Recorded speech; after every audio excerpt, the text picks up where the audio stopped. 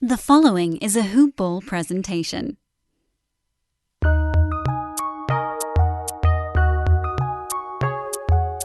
Welcome to the Fantasy NBA Today podcast.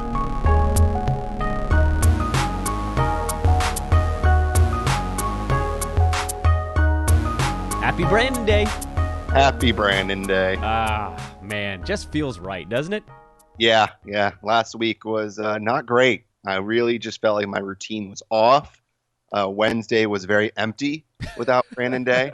And I'm not sure the world really knew what was going on, frankly. No, I'm happy to be back here filling up your life once again. That's what Fantasy NBA Today is for. Well, after Wednesday, you had a real wingding, but I guess we can get to that in a second. Hello, everybody. Welcome to Fantasy NBA Today.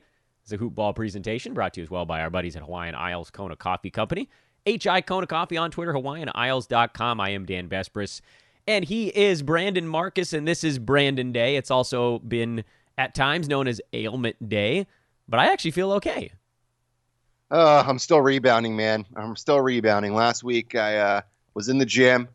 I was getting my buff on. I had my two 40-pound weights. I was doing squats. Yeah. My first set was great. Had my weights to my side. Second set, first rep, great. Second rep, get to the bottom, and I get a huge just pain down my bottom of my back, and I just could not get back up. It was not great. I went straight to the ground, laid there.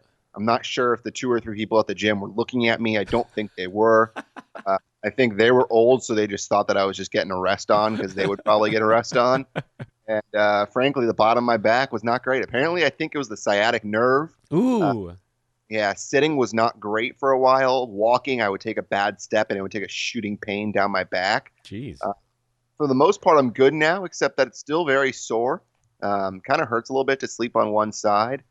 But apart from that, we're doing good. I'm well rested, Dan. This is a really big day. The fiance is sick, and so because of that, instead of sleeping till 7:45, I slept till 8:45. So we are very rested today. You savage. Yeah, big day. You savage. He's at BD Marcus on Twitter. Give him a follow. I'm at Dan Besbris, DanBesbris. Wednesday, Ailment Day, Brandon Day. It's also buy low, sell high day on the pod. So before I even get into whatever goofiness happened on Tuesday night, I thought this was a great segment we ran a couple weeks ago. I think this is something we could probably do. I mean, it's not going to be as obvious as you get into the middle of the season, but we're still kind of at the tail end of small sample size season. And I know you have prepared a host of names of guys you could either get rid of now, cash in, or guys you should buy before they take off. So I'm just going to give you the stage. Where do you want to go first? Some of these that I'm going to name, actually all the ones I'm going to name, are bigger names and ones that I think will be easier to buy low or sell high. When you look at a guy, for example, that's not on my list, like Tristan Thompson, who's been incredible to start, I still don't think you're going to get the value back that you would want for him.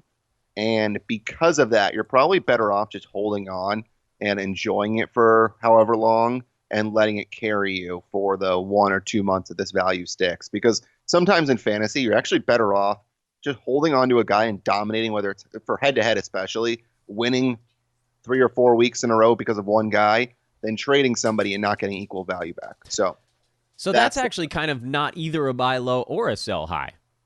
Yeah, it's probably a hold. That's what I would say for someone like Tristan Thompson, because those names keep popping up. Guys like Tristan Thompson, even Sabonis, I think, is one where you're probably just better off because he's still not a big name, and I don't think people who play fantasy casually will give you enough value back.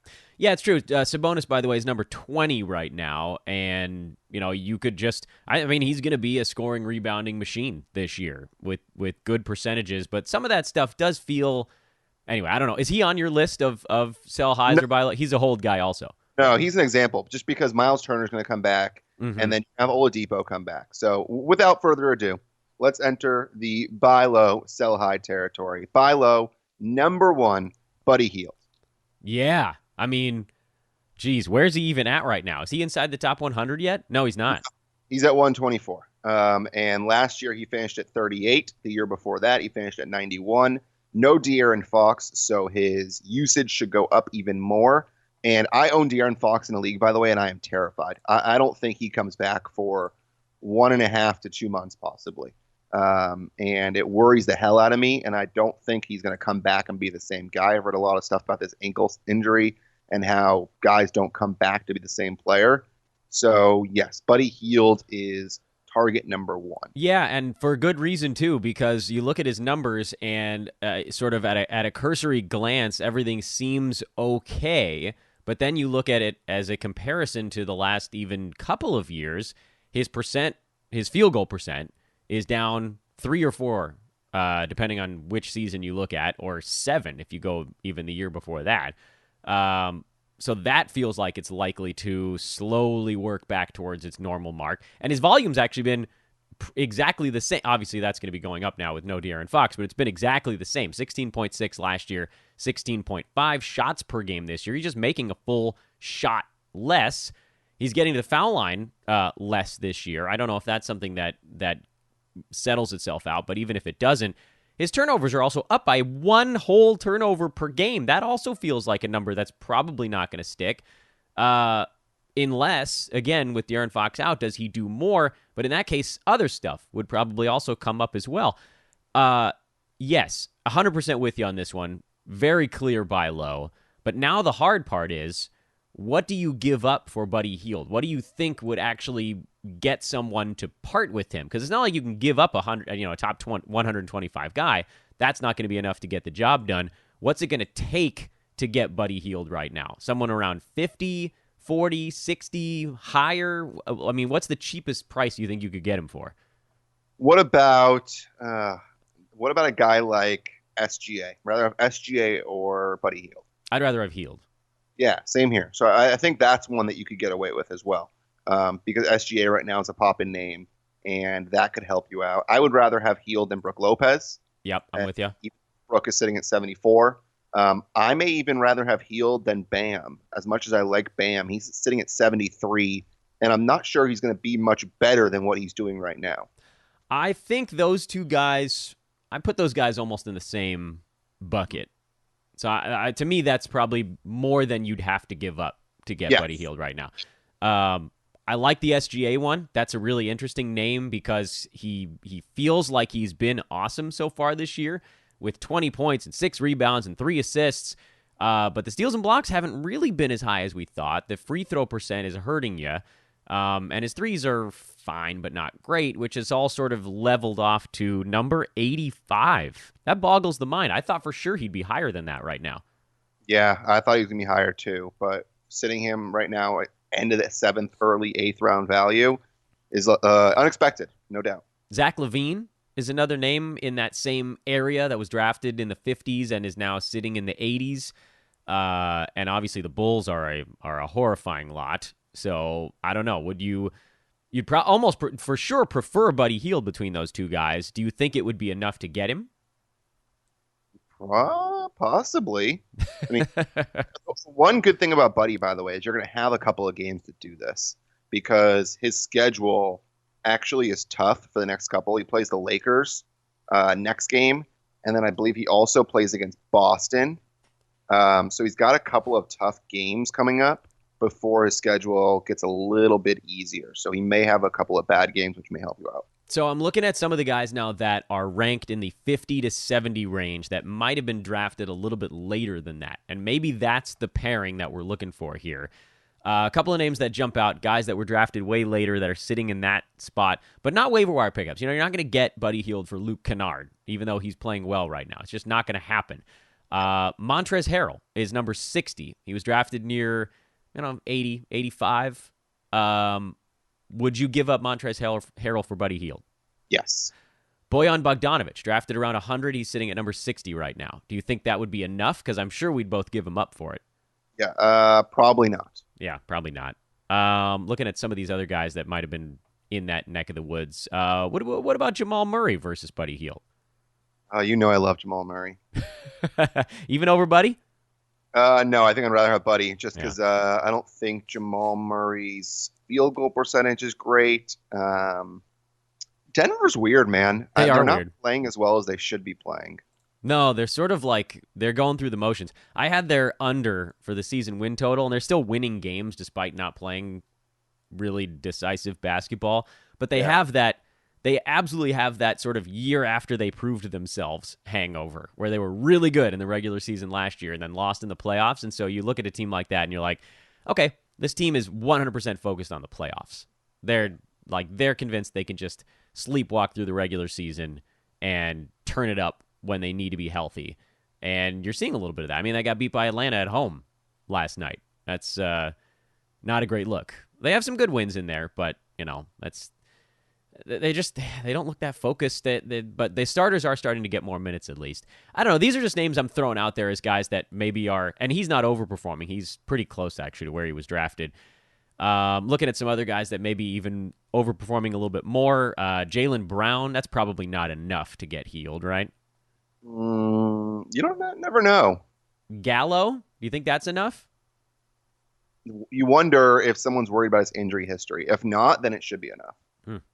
I also think Gallo finishes in that area if he stays healthy. That obviously a big if, but we talked about Gallo last year and how well he performed, and he missed a bunch of games, and he still finished pretty high. He finished as number 28 in per game value. Yep. So then you make the play. Do you want the durability, or do you want? I think I'd move him for Buddy Hield. Yeah, get out from under it. That's a fair deal. Yeah.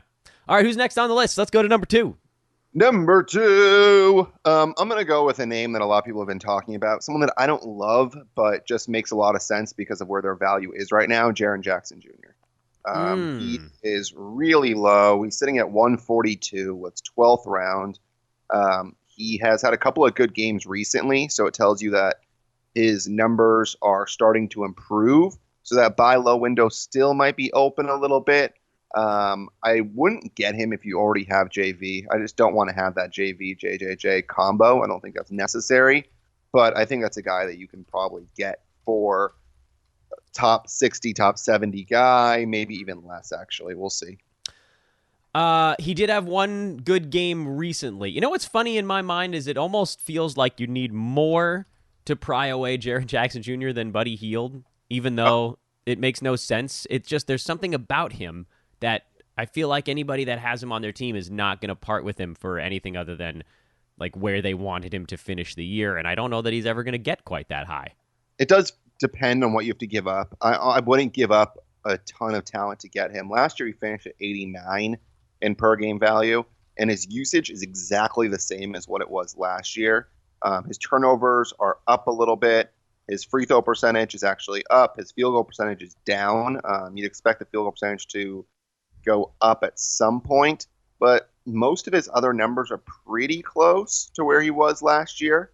So I'm not sure how much higher he's going to get, but still a name that if you're able to get for, I'll modify it to top 100. I would probably do it just because of the potential for JJJ. Yeah, I'd give up way less for him, and I still feel like it's going to take as much or not more. So this one feels like a really hard one for me. Like I think you'd probably have to give up somebody performing in the top 50 level that doesn't feel fluky, and I'm not willing to part with that. Like I think you'd have to give up someone like a Tobias Harris to get JJJ, and I wouldn't do it. I'd rather have Tobias. I'd rather be trying to trade away guys like we just talked about on the Buddy Hield piece of the puzzle, and even some of those guys I'd probably wipe off the page. I think I'd rather have Shai Gilgeous-Alexander than JJJ. I don't know. Maybe I'm going too far with that one, but no, I think that's about right. And I think mine is more of a potential on this one, that he does have the potential. Let's say if this foot thing comes back at some point, right? Brandon Clark ever gets hurt. I mean, obviously right now there are guys that are in his way. And so if you're able to get it for a top 100 guy, I'm not saying go out and give up a top 50 player. Harris, I would have in a heartbeat over him. By the way, if you are in a league and you don't own Harris, go ahead and just float an offer out or two, just because he went 0 for 11 yesterday from 3. Despite his terrible shooting, he's still ranked right at top 50. Yeah. So it shows you how good he has been this season. Yeah, he was right around like 30, 35 before the clunker too. So you can move pretty quick at this time of year, depending on how one big or one slow game goes. There is a disconnect, I think, with JJJ between what he has done what he could potentially do and what he probably will do that doesn't exist with, say, Buddy Hield, who we just talked about. I think with Hield, people that drafted him are thinking, okay, I took this guy because I thought he'd be this massive three-point specialist, but he's actually kind of been a drag on my team so far. What's the upside here? You know, that's the thought that goes through a head. Like, is this guy just going to be CJ McCollum? Am I going to end up with a top 65 guy? Fine, whatever. If somebody floats me something like 65, 70, then I'll just take it and call it a day. Whereas I feel like people that have JJJ are looking at him and saying, I can't part with this guy. He's going to be a top 25 guy this year. When, in fact, that might not be until next year or the year after that. Or, I mean, maybe there's a sliver of a chance it still happens this season. It's definitely not off the table. But that's, to me, where the sort of cognitive weirdness comes in, where it's going to take more to get a guy that has proven less because he's done more in, like, you know, summer league and preseason. It's very strange, and this is not me trying to be combative in any way, but I don't even think that you can buy low on JJJ. I think it's almost too hard. Yeah, I think if you're able to go out there and if you have an owner on your team or an owner in your league that's frustrated with him because he's young and doesn't know what he's capable of or just has lost patience, I think it's worth it to try. But yeah, this is definitely you threw this right back at me, and I understand, and I'm okay with it. And it's just one that I think you can go out there and explore if you're in a league that is not full of like hoop ball type people that are smart and know that it's just the name right now, because other people might be fed up. Who's number 3? Number 3, I think, is a guy that's going to enter old man Besbris territory very shortly. And it's a name that you actually brought up about a minute or two ago. CJ McCollum. Right now, he's ranked. I did mention it. right now, he's ranked at 154. And so I decided to look at his rank because I knew coming in that he was a pretty boring player. And it was annoying to draft him in leagues because everyone thinks, oh, he's just really points and threes. He doesn't really do much else for you. The last 4 years, last year finished number 60. The year before that, number 50. Year before that, 28. Year before that, 45. Games played, 70, 81, 80, 80. So he stays healthy. Right now, he's averaging one less point per game, one less three per game than he basically has had every single year of his career. And his field goal percentage is down from about 44 to 48% from what he's gone through this career for him. And it's down to 40%. So he's a guy that I think will finish inside the top 100 and is not performing like it right now. And the question is, who would you trade for him? And that's the interesting scenario. Yeah, this is a good one. I like this one a lot, actually, because it's definitely a buy low. And you have what I like to refer to as portfolio. That's sort of my favorite thing with some of these guys. Here's the one thing. A lot of people remember the CJ McCollum 2016-17 season where he shot 48% from the field and 91 at the free throw line, and he was a top 35. He was basically like, oh, do you take CJ McCollum or Klay Thompson at, pick 32 this next year? And, obviously it turned out Klay was the right choice between those two because McCollum's field goal percent has come back to his career mark, which is more like 44, 45. Free throw is back into the low to mid 80s, which is still good, but not 91. And then everything else has basically stayed the same. He's right around 20 to 22 points, 4 boards, 3 assists. I mean, he is, from a counting stat perspective, he's almost as consistent as they come. The percentages have been the thing fluctuating a little bit. And this year, the thing that's really dragging him down, he's shooting 30% from 3, and he's a career 40%er from there. So, like you said, he's an obvious buy low. But the question is, where the hell is he going to end up? I do think that he can get back basically where he was last year, which is more like a 65 range guy. Yeah. But I don't think you'd have to pay a 65 range guy to get him right now. I think he's a guy you could get for a little bit less than that, almost like a downgraded version of what we talked about with Buddy Hield. Do you agree? Yeah, the question is who? Because we brought up SGA. I'd rather have SGA between those two. You'd rather have SGA over McCollum? I would, yeah, just for the chance. Because we know McCollum's not getting back inside the top 50. And SGA does have a chance to get there. And if his free throw percent comes up and he gets to 1.1 steals a game instead of 0.7, that's basically all it would take to push him into that top 50 discussion. He's not that far. But some of those other guys I definitely would flip for McCollum. Who would you flip? Because right now, I mean, I'm going through and looking through the rankings, and it's interesting because I don't know what type of guy. That's the hardest part because McCollum's still a big name. So who would you want to give up? You need buzz. You need a guy that was buzzy on draft day. Kelly Oubre. I'd take McCollum. Yeah. And I don't know that people... I think you could probably get McCollum for Oubre right now. He's ranked about 40 slots higher. He got off to a quick start before cooling a little bit his last couple of ball games. All of the sort of, can I get something decent for this guy, even if he hasn't been that great factors, are working in Oubre's favor. So he's on my list of guys I think I'd float out there. Would you trade Trez? I think that's actually too fair. If that's a weird thing to say. I feel like that's actually kind of a lateral move. So for me, that one would be more about, what do I actually need? Do I want the field goal percent, defensive stats stuff from Montrez, or do I want McCollum's, the threes, the whatever, the free throw percent that he provides there? To me, that's more than I would give up. TJ Warren? Yeah, I'd take McCollum there. Yeah. That's not a bad one. Yeah, Jabari Parker. Oh, yeah, definitely McCollum. Yeah, that's another one. No question. In terms of names that are popping. There's some names in there that are weird ones. Like, do people realize that Paul Millsap is actually number 70? I would definitely give him up for McCollum. Yeah, I would go at Millsap as well. Looking at guys maybe a little bit farther up the list, guys that are overperforming a little bit more. Luke Kennard, probably not enough, if I had to guess. No way. Devontae Graham. Would you trade Devontae Graham for McCollum? Yes. Yeah, I think I would too. Just Josh Hart. Definitely would. Yep. McCollum. Daniel House. Now we're getting into like the Dan Besbris favorites here.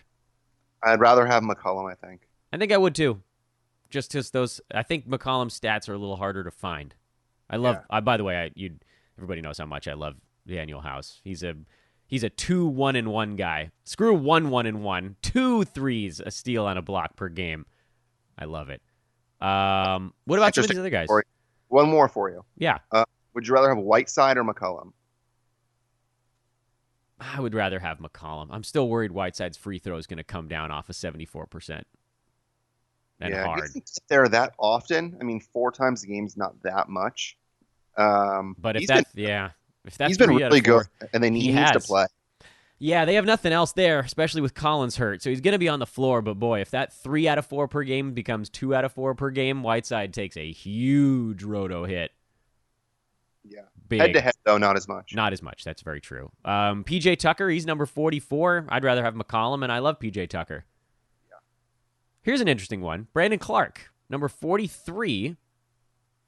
Wildly overperforming. One of those guys that everybody was reaching for to get, and so far that looks like one of the best reaches on draft day. Or CJ McCollum. I think I'm going McCollum there. I think I'd rather have McCollum, too. And it's crazy to think, because Clark's only doing it in 22 minutes a game. I don't know that his minutes change all that much from that, but he's got the upside. Yeah.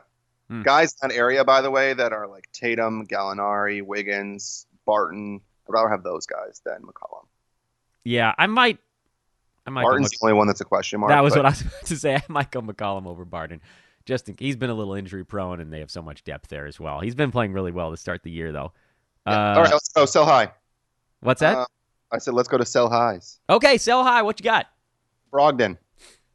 Yeah, but he's a funny one, though, because I think he's still going to be really good. He's just not going to be second round good. Exactly, and that's why he's on here, because I think once Turner comes back, once Oladipo comes back, I think you'll still have other mouths you'll need to feed on that team, and Brogdon's usage is not going to be as high as it is right now, and so because of that, he's on there. I still think he finishes top 50. Oh, yeah. I was really high on him on draft day. Didn't land him in any of my leagues. Yeah. Dude, I'm 100% with you on that. He was the guy that I was watching in every draft and thinking, come on, just get to me. And it was like 2 picks in front of me every time off the board. We talked about it. I mean, he's 50, 40, 90, and it doesn't happen very often. And right now he's shooting 47%, which you absolutely love. And he's shooting 98% from the free throw line. That's going to go down, by the way, 98%. Yeah, but it's still going to be great. It's still going to be 90. Yeah, still going to be really good. But that'll go down a little bit, and that'll knock him down a couple spots, as well as the number of points that he's probably going to be getting every game. So because of that, I would trade Brogdon, and I would get him, try and see if you can get a top 15 guy for him. I'm gonna do a little fun trivia game with you here. The Bucks have played 11 basketball games so far this year, I believe. Do you know the game? What date did Malcolm Brogdon miss the only free throw he's missed this entire season? Oh, you said for the Pacers, not for the Bucks. Yeah, for the Pacers. Sorry. Okay. Which game did he miss his free throw? I would guess game number 1. You're right. You're 100% right. I sort of put that one. I sort of walked that one to the door there. He went 10 for 11 on opening night from the free throw line, and he hasn't missed a free throw since. Jeez. Yeah, that's crazy. And his field goal percent could almost actually be better. He's at 46.5 because he's having to do a whole lot more from a volume perspective. Like I'd have Booker, by the way. Guys like Booker, Siakam that are below him, Trae Young, Vucevic. Yep, I'm agreeing on all of those so far. I think those are all guys I would rather have. Well, Trae's about to go insane for a month and a half. Yes. In particular. Yesterday was any indicator. No, these are all really good names because these are guys you're talking about that are basically all inside the top 30 at the very worst. Bradley Beal, I'd rather have. Oh yeah, absolutely. These are good. These are good swaps to make, and now is probably the time to do it. If you wait another week, we might get that first Oladipo's starting to do stuff update. I got to think that's coming within the next 10 days. Like, oh, Victor was spotted doing blah, blah, blah. And then all of the other Pacers are going to take an optics value hit, even if they continue to play well. People are going to be like, yeah, but Oladipo.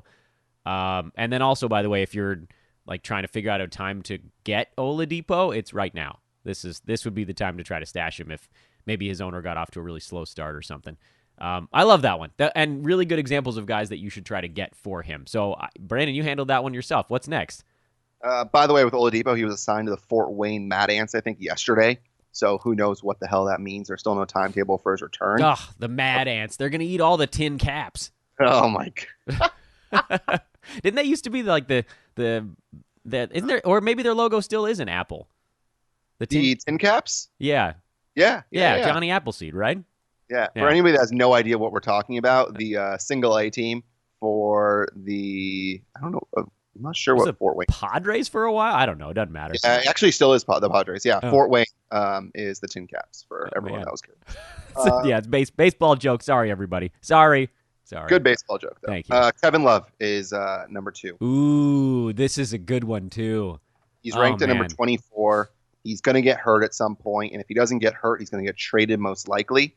Although he says he's going to stay and he wants to play in Cleveland. John Beilein has been incredible, by the way, for Cleveland. They busted their ass yesterday against Philadelphia. I thought they looked really good. But Kevin Love's a guy that's not going to continue to perform at this level. He's very good, but he's not going to continue to perform at this level. By the way, you made a really good point. Even just looking at that game yesterday, the fact that they're playing well and hard is another reason to hold on Tristan Thompson, who we talked about earlier in the show, because it's working. Whatever weird-ass crap they're doing right now, it's working. Tristan Thompson is like, he's been a defensive menace so far this year. I don't even know.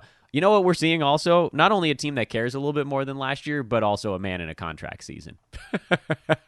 Yeah, and he's hitting threes now. Yeah, Tristan what? Thompson. Like, get out of here with that. Get out of here with that, Tristan. But we love you for being one of the pickups of the season so far, so that's cool. Kevin Love is really interesting. I mean, this is why when he was slipping to 45, 50, and whatever, all of us, me, you, whoever on the podcast, we were all just like, look, this is a guy that has been a first-round value in the past, and he basically has control of a team again. So he's going to blow past his ADP, at least on a per-game basis. There is all that fear hanging over it. I think my take on this is, and then I'm curious what you're willing to take back. I think if I could get anybody inside the top 40, I would do it very quickly. If I can get someone inside the top 50, that's where I'd probably stare at that trade window in my browser tab for like a half an hour going, should I? Maybe. But I could maybe there's, and then hitting like all the different buttons to sort by averages, totals, last week, last 2 weeks, right? Like trying to find a reason to do it or not do it. So I think top 50 is around my cutoff for what I would take back for Kevin Love. Yeah, that's reasonable. And the one thing with him is that we were talking about it in the preseason. His field goal percentage was terrible last year. It was 38.5. The year before that, it was 45.8. Before that, 42.7. So we really have no idea what type of shooter he is because Yeah. he fluctuates so much. So we don't really know. He's up over a turnover per game because he's doing more, I think, this season. And so because he's doing more and his usage is so high, even though his usage is actually lower than it was the last couple of years, I think his field goal percentage will eventually get a little bit lower than what it is right now. And because of that, that means he'll drop. Yeah, a little bit. And then you get out from under the fear, too, which even for a roto person, you have to be a little bit afraid of him missing like a month and a half. I know if it's shutdown stuff, that's a head-to-head problem. That's just a few games at the end. A trade actually wouldn't be the worst thing in the world because it would probably keep him on the floor for the rest of the year, but it would likely hurt his per-game output, especially if he ended up, in a place like a Portland back home, per se. Brandon, I think you have 2 left, but let's just pick your favorite. Let's do one more. Yeah, I'll just do my final sell high. I was going to do 4 buy lows, 3 sell highs, but we'll just do one final sell high. And this is kind of one that goes with another player, but I'm going to say D'Angelo Russell. And the only reason why I'm saying D'Angelo Russell is because he's putting together some crazy lines right now, and I think there's a couple things that could happen. A, his percentages could absolutely plummet, especially his field goal percentage if he has to shoot this many times a game. He's putting up numbers that we expected from Steph Curry, by the way, which is why we drafted Steph Curry as a top 3 guy, top 5 guy, because we thought he was going to go bonkers. Yep. Good player, bad team. It's an age-old adage. My only issue with him, apart from the percentages, is I think he's going to sit at some point. And that's one thing that worries me with him and Draymond. I've already said it with Draymond. I think he's going to end up having surgery at some point with this ligament or whatever the issue is with him. The Warriors want to get a bigger look at some of their young guys. So it's kind of a Russell Draymond type thing where I would be getting rid of all my Warriors. So in the 4 games that D'Angelo Russell played without with Steph Curry, he took 16, 10, 21, and 12 shots, which I'm trying to do the math really quickly. I think that's 59 divided by 4, so is that just under 15 shots per game? And in the 4 games since, these numbers are so high, I don't know if I can do this summation in my head, 24, 37, a pedestrian 19, and then 25. So let's see, that's 105? Yeah. Good gracious. So that's 26 shots a game. Yeah, that's a lot, man. That's up from 15 to 26. He's taking 11 of Steph's 20-something shots that went. It's not getting split up, guys. It's all going to D'Lo. The usage is insane. He's shot 51, 53, and 52% in the last 3 games. So you're absolutely right. He's going to have video game numbers, and you just have to figure out when I think is the right time. That, to me, is the question with Russell. It's not, should I try to get a massive haul back for this guy? It's when is that moment? And I think you need a little bit more post-Steph D'Lo of him taking 26 shots a game and scoring, going for 35 and 8 a few more times. And then people are going to be like, oh my God, this guy is going to be a top 5 dude the rest of the year. And then you sell him for someone inside the top 25 and you just, you laugh all the way to the Uncle Scrooge money bin. Because right now, I have to admit, I pay really close attention to the NBA, but I've been crazy busy for a couple of days. And so, I didn't realize that he had a 37-shot game in there. That's the kind of thing that normally, if I was really lasered in, I would have seen that and been like, I got to talk about this on a show now. I don't care what day of the week it is. I need to talk about a 37-shot game for D'Lo. I think we need to wait until everybody has seen his ridiculous usage. So maybe a week, 2 weeks from now? Here's a question for you. You get offered Jonathan Isaac for D'Angelo Russell. You're giving up Russell, you're getting Isaac. Do you click accept? That's a tough one because I think both guys are actually going to peter out just a little bit. Yeah, Isaac's at 14 right now. Yeah, he's not going to be at 14 all year. Yeah. But, he's not going to average 3 blocks all year. Right, and I don't think Russell's going to stay at whatever he's at right now. No, he's top 3 over the last, basically since Steph went down. Yeah, when Russell has a couple more games, by the way, I think you might be able to flip him for a guy like Siakam. Yeah, I think I would. Yeah. You might even, hell, if this lasts longer, you might even be able to shoot the moon. Just start Just start firing out offers for like top 15 guys, see what happens. Jimmy Butler. Try it. Hell, maybe somebody's fed up with Butler not taking any 3-pointers or something. He has number 12, by the way. Jimmy's been great. Yeah, and Kemba's number 11. That's another guy, too. Yeah, that's an interesting one. Shoot the moon, man. Wait, if a guy's going to have a 40 usage and put up 35 and 10 for a couple weeks in a row, cash in. See what you can get. Shoot the damn moon. Shoot the damn moon. The stock can only go so high. Yeah. Well. That was great. That was so much fun. Buy low, sell high with Brandon Marcus. Can we do it again next week? Absolutely. Hot damn. Happy Brandon Day, sir. Hey, happy Brandon Day. The marvelous Brandon Marcus, the king now. We're kinging him. Buy lows and sell highs at BD Marcus on Twitter. B as in boy, D as in dog, Marcus, Marcus. Go give him a follow now. Stop what you're doing. Go follow him. And while you're over on Twitter, give me a follow at Dan Besbris. Follow at Hoopball Fantasy for our news feed over at Hoopball.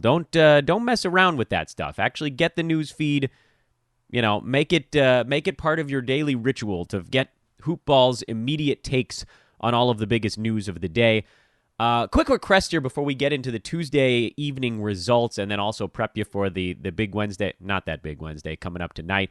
Number one, if you have a moment to please rate and review the podcast, we'd really appreciate that. You can do it via iTunes on your computer or via the podcast app on your Apple-branded mobile device. Open the podcast app, search for Fantasy NBA Today. That's the way to get it started. Click on the show title, scroll to the bottom of the next page, and then fill in that 5-star review. We again, that powers the locomotive over here. So thank you. Thank you to everybody that's been subscribing. You are the best. And just so that you don't skip over this whole part, if you want to be a Hoopball contributor, hit me up at Dan Besbris on Twitter or send an email to teamhoopball at hoop-ball.com. Teamhoopball at hoop-ball.com. That's for basically anything that can hit your head. We are always looking for good people that want to dive in face first and be a contributor here and grow with us here at Hoopball. If you want to learn how to podcast, we can do some trainee stuff there. If you want to learn how to write for fantasy, you've got to be willing to commit the time and have the innate skill and drive, but we will help get you the rest of the way. Hit me up again at Dan Besbris on Twitter or email teamhoopball at hoop-ball.com. Tuesday night was a relatively busy one, but I don't want to spend too much time on anything that wasn't hugely important. So the Cavs-Sixers game, I didn't feel like there was a whole lot that kind of moved the needle in this one. It was good to see Jordan Clarkson get some of those minutes back from Darius Garland, and Clarkson is obviously the better guy to own between those two. Also nice to see Larry Nance get back into the mix a little bit. I know only 4 points, super low usage, but nice rebounding and steals starting to come back for him, and that's kind of why we held on. Not much on that Sixers side. Tybull had his 5 defensive stat game after a couple of goose eggs, so, such is the life of the guy playing 0 to 15 minutes per game. That's something you watch way down the line. Again, if something ever happens to Josh Richardson, then you scoop, but right now, nah. Oklahoma City had a tough one. I think you can mostly throw this thing out. Steven Adams only played 19 minutes. Nerlens Noel got 20. If that moves more towards a permanent timeshare, you obviously can grab Noel for more than just the streaming spot, but as it stands, he's sort of on the outside. Same with Hamidou Diallo. Love his energy. Love the minutes are going up. Love that he started, but he's not quite there yet. There's another leap that needs to be taken. For Indiana, this is a team that just needs to get healthy. They played really well in this one, but overall, from a fantasy perspective, like you can write Brogdon, Sabonis, and TJ Warren on your sheet easy because they were in this ball game, and then everything else, you're flipping a coin a little bit with guys like Aaron Holiday, TJ McConnell, Justin Holiday. They've got Holidays and TJs as far as the eye can see. I think the best move here is just to wait until Miles and Jeremy Lamb come back, and then you just roll out 5 starters. Detroit at Miami. Luke Kennard got run of the ship here because Andre Drummond fouled out, and Blake Griffin and Derrick Rose were both resting on the back-to-back, so he's going to continue to hang on here. I think you're looking at more like a top 90, top 100 guy when everything settles, but that's still a very useful fantasy player. 9th, 10th guy on your team. And I don't think you're going to get enough from moving him, so you probably just use him and hope that it sticks. Kelly Olynyk played well, 13 points, 3 boards, 5 assists, a steal, and 3 3-pointers. It seems like he's now maybe moved back in front of Myers Leonard, although he's still coming off the bench. So it creates this weird, we still don't really know who's going to be doing decent stuff on a night-to-night basis, and for that, I'm dodging it entirely. Olynyk is a near ad. He's more of a watch list guy right now. No Tyler Hero in this one, so Kendrick Nunn and Goran Dragic both were able to get good games going. And that's the thing. There's room for 2 of the 3. There was no, by the way, Justice Winslow either, so that could obviously impact guys like Duncan Robinson, a little bit of Olynyk, and then certainly shot attempts for Nunn, Dragic, etc. But again, when one of those main 3, Dragic, Nunn, and Hero, when one of those dudes is out, you can generally bank on the other 2 playing decent basketball. There's just sort of, this is like a game of musical chairs. There's 2 chairs, they're dancing around them, and when the music stops, someone is going to be standing and have to be out of the ball game. Now, again, if one of them's out, 2 people, 2 chairs, that makes a lot more sense. As I've said on Twitter a few times, I think Kendrick Nunn is the one of those 3 that you want to have on your team. He's starting. He's more of a volume guy, and so he's getting shots up with that first unit. Jimmy Butler is deferring a lot. 13 assists for Jimmy in this ball game, so that was sweet. No 3-pointers, but that's not why you drafted him anyway. And then Dragic, he's the guy that's sort of leading the second unit, but his stat set just isn't that good anymore. So that's why I'm a little bit down on him. Hero can kind of get it going, but you sort of have to catch that flame when he comes off the bench, and if it doesn't work, it turns sour pretty quick, where his bad ones are going to be worse than Nunn's bad ones, and then their good ones are going to be relatively tight. New York blown out in Chicago. This is a revenge game that we talked about, I believe, on yesterday's podcast. Mentioned the Bulls. I was afraid to bet this one because I thought New York would come out a little embarrassed and feisty after getting smoked at home by the Cavaliers, but they just came out and got smoked again on the road. Marcus Morris, bad shooting game, but otherwise he's a guy that needs to be owned in fantasy. Julius Randle has been one of the worst picks of fantasy. He will be better than top 250, but he is not going to be very good this year. And if you can get out from under him and get anything of decent value, you should do it. You're probably going to have to wait for a few good games in a row. At some point, he's going to have a couple good ones in a row. It's inevitable. Frank Ntilikina, starters minutes, 3 points, 4 assists, 3 steals. You got him for the defensive stats and not much else. So if you had him for this, you'll have him for the next one. And then Taj Gibson. Hello. I don't know. Bye. Goodbye. Kobe White got hot for the Bulls, but you're not adding him after one good game. Chris Dunn has been a steals maven off the bench, but not enough minutes to really make it stick. And then you've got Zach LaVine playing okay. Lauri Markkanen, who's cooled off after a good start. Wendell Carter Jr., who's been fine but not great.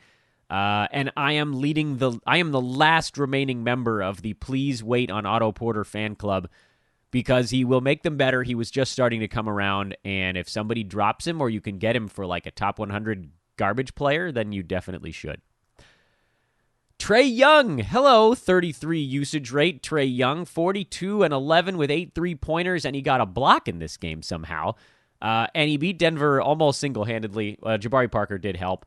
Alex Len helped somehow, but you're not buying into that. Kevin Huerter hurt his shoulder. It's a hard thing to say when your last name is Huerter. 11 points, 4 boards, 3 assists before he went out of the ball game. He had that on 4 of 4 shooting in only 15 minutes. So we were, after a long time here, finally getting the answer to which other guy might do something, and it was seemingly going to be Huerter, and then he got hurt. So anyway, it's back to Trae and Jabari for now. No, you're not buying into DeAndre Hunter after one decent shooting game. He still can't shoot free throws. His field goal percent is generally low, and he doesn't do much besides a couple points and a couple of boards yet. For Denver, 4 of the 5 starters, again, are the ones that you want roll out there, so nothing changed in this ball game. Lakers beat the Suns on the road. Anthony Davis hurt his rib cage and will likely sit out the back-to-back. That sucks, but he'll be fine. I would still buy him in a heartbeat because he's playing through basically anything that he can right now. Kyle Kuzma got hot, didn't do anything besides score in this ball game, but you'll take 23 and 4 with 3 threes, a steal on good percentages, so he's starting to get closer to being right. Rajon Rondo made his return to the lineup and had a really nice line in 14 minutes. I don't think he makes them better, but there is a spot for him on this team, and it's probably running the second unit with Anthony Davis still on the floor. So whether that means you get LeBron out first bring Rondo in and let him run and gun with Anthony, so there's a little bit less of the post stuff, or you take Anthony Davis out first and then bring him back in with Rondo when LeBron takes his first rest. One of those two, there's no reason to have Rondo on the floor with LeBron James at the same time. It just seems redundant. You want more spacing. You want more defense there. But they'll figure it out. Actually, this weird, as a Laker fan, this is the first time in a while I felt like, well, you know what? I think they'll figure it out. Like, they're not just going to jam him in there because they signed him. Because there are other guys doing good stuff. Alex Caruso had no numbers, but actually played brilliant defense and set a whole bunch of good screens.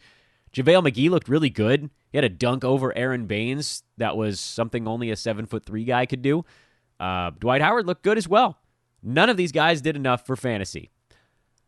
Rondo is the name I want to talk about because I don't know what his ultimate role is going to be with this team. He played 14 minutes, first game back. That's a low minute total. If he gets into the mid-20s, not only is that a terrible business decision for the Lakers, but from a fantasy perspective, it's probably enough to warrant a roster spot because there are so many guys on this team that can capitalize on a fast break pass from Rajon Rondo. If he's available in your league, you probably consider throwing him at the end of your bench. He's not playing in their back-to-back tonight, so we won't get any more data points on him. But they've got a game against Sacramento on Friday, and that might be a good indicator. Like, are his minutes going to creep up to 70? To 20? I don't know why I said 70. Clearly, I've lost my mind. Are they going to creep up to 20 and then stop? Are they going to get higher than that? If they hit 20, I think you kind of have to stick him on the end of your bench and just see what happens because, again, it's going to be a blitz, man. When he's out there, it's going to be run, because he can set up a really good offense, and then you just hope that Anthony Davis can kind of cover for him on defense. Remember, those two guys played together, so there's a little bit of love. I would call him a speculative ad. Much as I hate his reality game from fantasy, he can get there pretty quick. Brooklyn lost in Utah. They played okay by all accounts, almost with the exception of Kyrie Irving. DeAndre Jordan was very good when they go against big centers. He tends to outplay Jared Allen. That continues to be an annoying situation. Taurean Prince has been solid, and then nothing else changes for this team. Spencer Dinwiddie is going to score some points, but he does it inefficiently, and there just isn't enough other stuff there.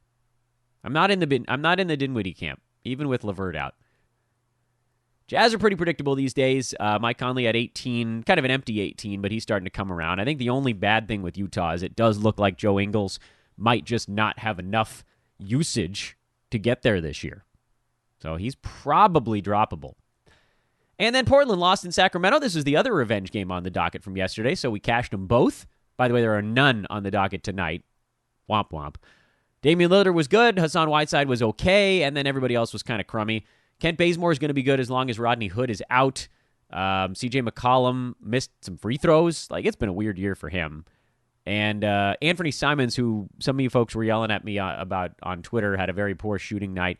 He did get 28 minutes, but I will say I'll plant my flag in the notion that I think his minutes trend back down towards 20 or even a tiny bit lower once Rodney Hood is back.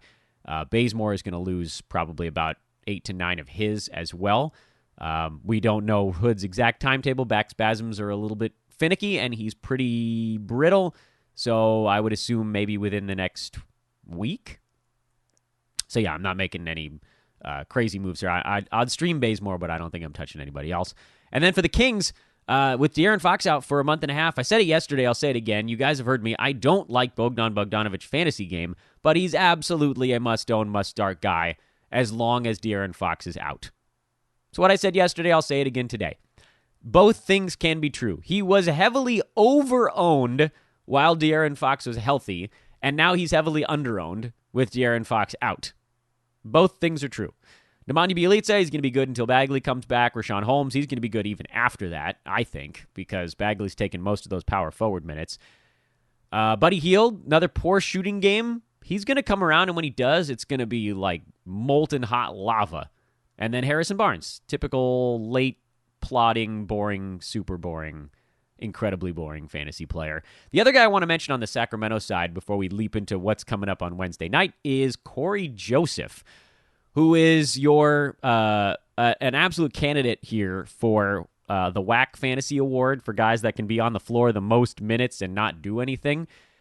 He has incredibly limited fantasy appeal.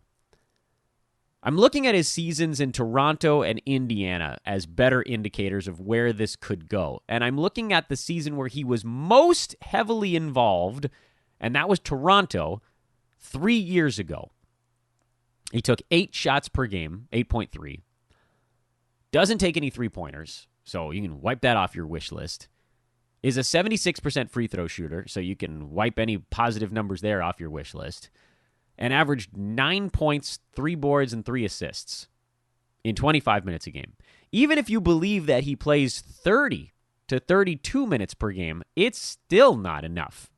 You're adding 20%, and it's still not enough because that gets you to like 11, 3.5, and 4. With maybe a three-pointer and maybe a steal. That's end of that DJ Augustine territory, friends. So no, not interested in Corey Joseph. He is a streaming option at best. Again, at best. Nothing more. Oddly short Wednesday card. Only 7 games coming up tonight. Memphis is in Charlotte. Orlando hosts the 76ers. Washington and Boston. The post-Gordon Hayward era for Boston yet again.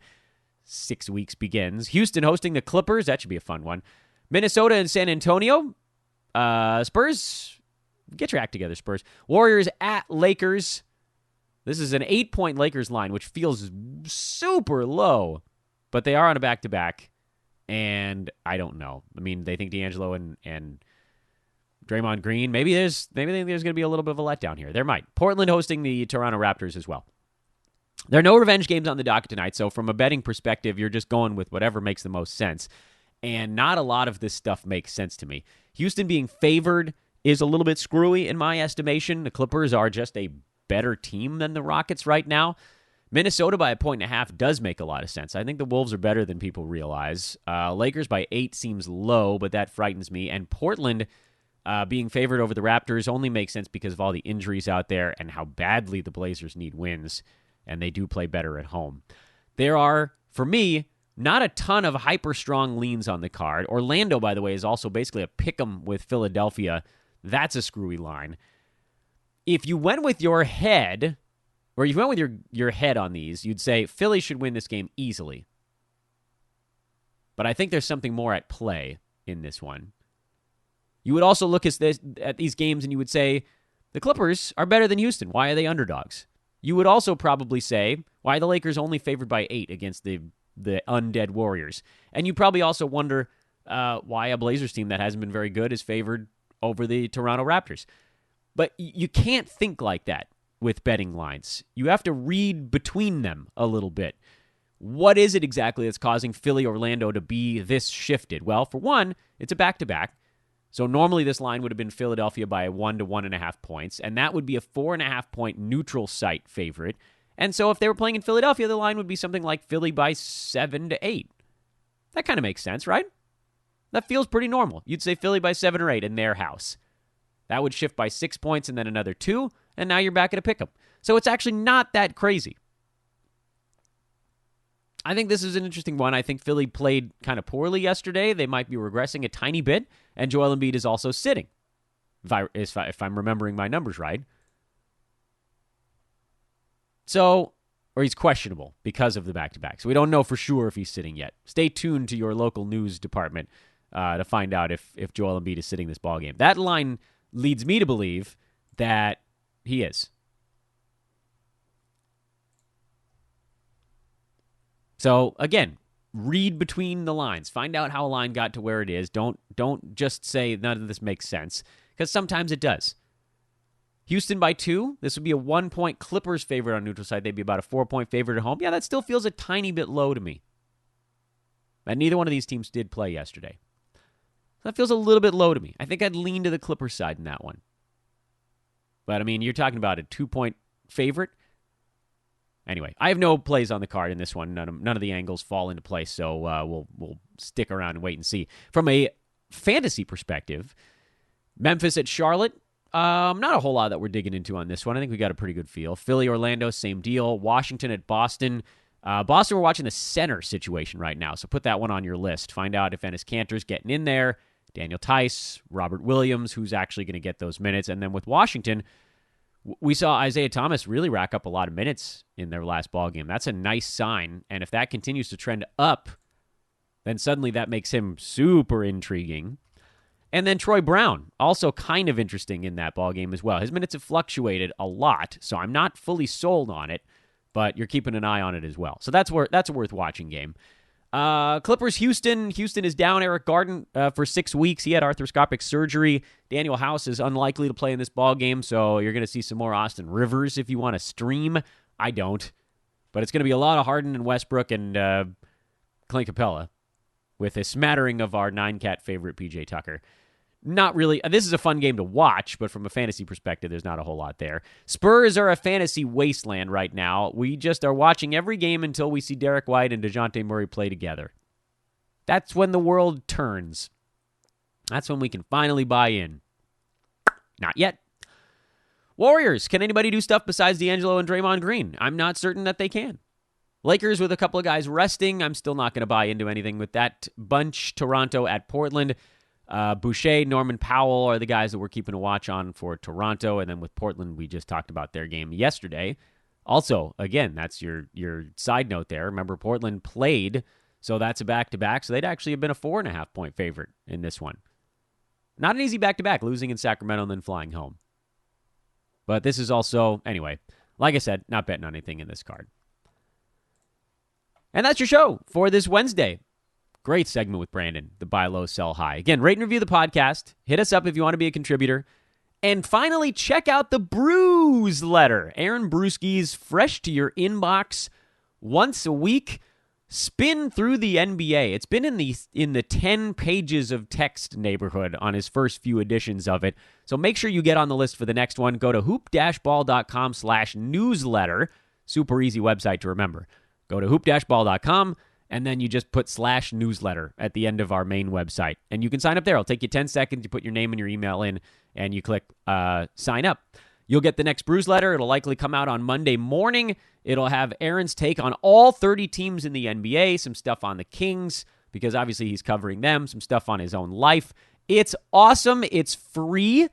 And the only way to get it is to sign up for the newsletter. It's not on the website. It's not on a podcast. It's not on social media. It's nowhere else. It is exclusively in the Brews Letter. So go check that out again, hoop-ball.com/newsletter. Have a lovely Wednesday, everyone. For Brandon, I am Dan. This is Fantasy NBA Today, a hoop ball presentation. Follow us all on Twitter, at Dan Besbris, at BD Marcus, at Hoopball Fantasy. We'll talk to you tomorrow.